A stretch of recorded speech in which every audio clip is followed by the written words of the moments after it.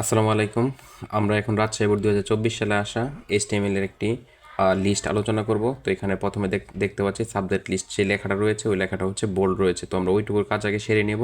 তো প্রথমে আমাদের প্রত্যেকটা HTML এর মধ্যে ফার্স্টে লেখা লাগে HTML এবং বডি। তাহলে আমরা এখানে লিখে নিচ্ছি যে HTML। এখানে সাবজেক্ট লিস্টে যেহেতু বোল্ড করা আছে তাহলে আমাদের ইউজ করতে হবে বি।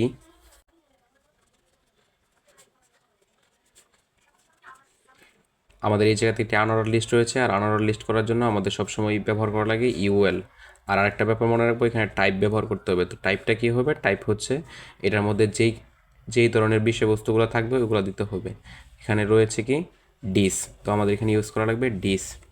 অর্থাৎ আনঅর্ডার লিস্ট এখানে টাইপ হবে কি ডিস। তাহলে আমাদের এখানে লিখে নিতে হবে ডিস, ডিআইএসসি।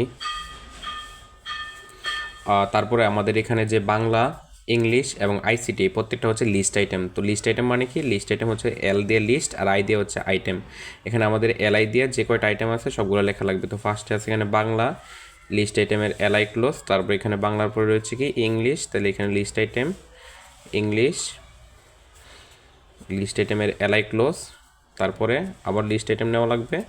তারপরে কী রয়েছে আইসিটি, দেন এখানে লিস্ট আইটেমের এলআই ক্লোজ। তো যেহেতু আমাদের এখানে আনঅর্ডার লিস্টটা শেষ, তাহলে আমাদের এখানে কী করতে হবে? আনঅর্ডার লিস্টের ইউএল ক্লোজ। আর তারপরে আমাদের যেটা ক্লোজ করা বাকি আছে, যেরকম এই জায়গাতে আমাদের বডি ক্লোজ করা বাকি, তাহলে আমরা এই জায়গাতে কী করব? Body close. দেন আমাদের কী করা লাগবে? HTML close.